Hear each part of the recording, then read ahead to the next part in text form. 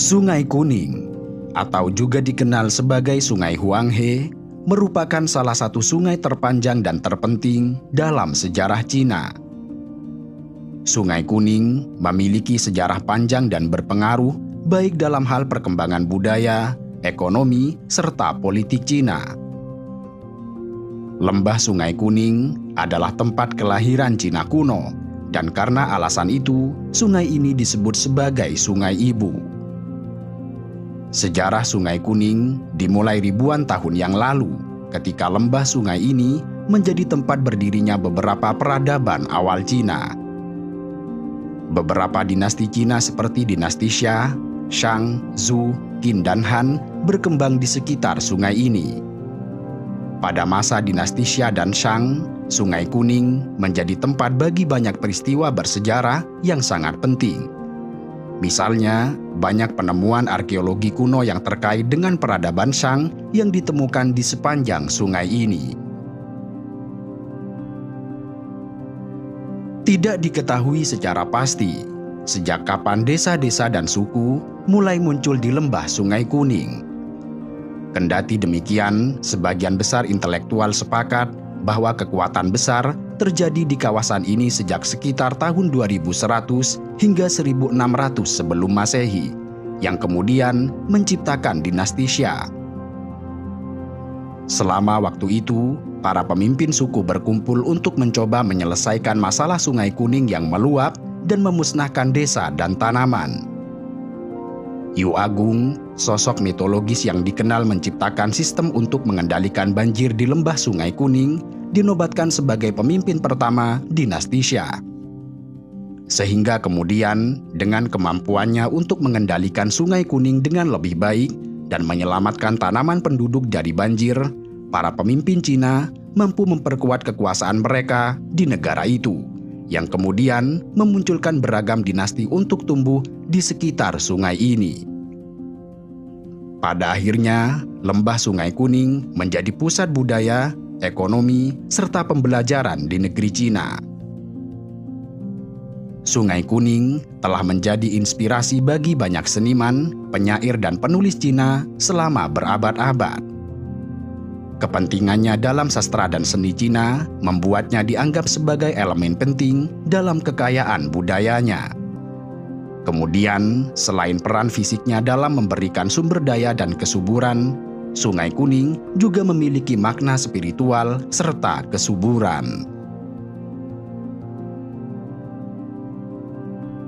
Seperti namanya, Sungai Kuning memiliki air berwarna kuning. Demikian ini disebabkan Sungai Kuning mengalir melalui wilayah yang kaya akan tanah liat berwarna kuning yang disebut sebagai lus. Tanah liat yang terbawa oleh arus sungai lalu menyebabkan air sungai menjadi berwarna kuning. Kendati demikian, Sungai Kuning memberikan sumber air, lahan pertanian yang subur, serta akses transportasi yang penting bahkan sejak era masyarakat Cina kuno. Lembah Sungai Kuning mengitari sungai utama Cina Utara dan berada di pusat ribuan tahun sejarah Cina. Dengan panjang lebih dari 5.400 km, Sungai Kuning menjadi sungai terpanjang di negara Cina. Dan dengan cekungan drainase yang mencapai sekitar 750.000 km, sungai ini memiliki cekungan terbesar ketiga di negara Cina. Sungai Kuning memiliki banyak hulu yang berasal dari pegunungan Kunlun di kawasan Tibet. Sungai ini kemudian mengalir ke arah timur dan bermuara di Laut Kuning. Sungai Kuning juga memiliki banyak anak sungai yang kemudian memberikan sumber kehidupan bagi banyak pedesaan yang tumbuh di sekitarnya. Pedesaan di sekitar Sungai Kuning umumnya terletak di wilayah subur dan memiliki pemandangan alam yang sangat indah. Salah satu contoh keindahan pedesaan di sekitar Sungai Kuning adalah Desa Dongzai di Provinsi Henan. Desa ini terletak di dekat Sungai Kuning dan dikelilingi oleh pegunungan dengan rumah-rumah tradisional Cina yang terletak di antara ladang-ladang padi serta bunga-bunga liar. Pedesaan di sekitar Sungai Kuning juga terkenal dengan budayanya yang unik. Di desa-desa ini, orang-orang masih mempertahankan tradisi dan budaya tradisional Cina, yang hal itu terlihat dari cara mereka berpakaian, memasak, serta merayakan festivalnya. Aliran Sungai Kuning menyediakan pasokan yang cukup untuk kegiatan pertanian Cina, dengan sebagian besar tanah subur di daerah sekitar sungai digunakan untuk pertanian gandum. Kaki bukit dan padang rumput yang lebih rendah memiliki vegetasi yang memadai untuk memberi makan ternak. Sedangkan dataran tinggi di mana Sungai Kuning mengalir memiliki vegetasi yang jarang. Populasi kecil hewan bertanduk, termasuk kijang Tibet dan yak liar, dapat ditemukan berkeliaran di sepanjang bagian utara Sungai Kuning. Demikian juga dengan rusa kasturi hutan Cina dan sikas turut mendiami kawasan lereng sungai ini di selatan. Selain itu, lahan basah dataran rendah menyediakan persinggahan penting bagi unggas air yang bermigrasi dan spesies burung langka lainnya seperti bangau mahkota merah yang sangat langka, di antara burung-burung lain dan unggas air yang bermigrasi.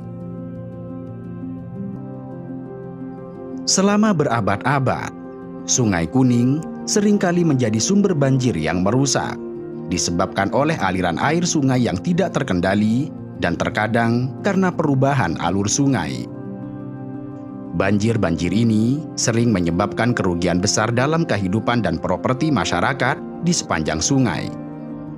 Namun demikian, meski merusak di satu sisi, tetapi di saat yang bersamaan, banjir ini membawa nutrisi dan tanah subur ke daerah di sekitarnya, yang dengan demikian diperlukan langkah bijak untuk menyikapi banjir tersebut.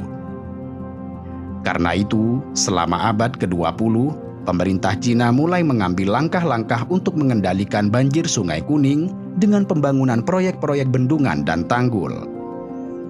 Salah satu proyek yang paling terkenal adalah Bendungan Xiaolangdi yang selesai dibangun pada tahun 2002, yang bertujuan untuk mengendalikan banjir serta meningkatkan irigasi bagi pertanian yang terletak di sekitar sungai. Maka, mengingat perannya yang sangat penting bagi Cina, baik secara budaya, ekonomi, dan spiritual, maka sangat tepat jika kemudian Sungai Kuning disebut sebagai ibu sungai bagi negeri Cina.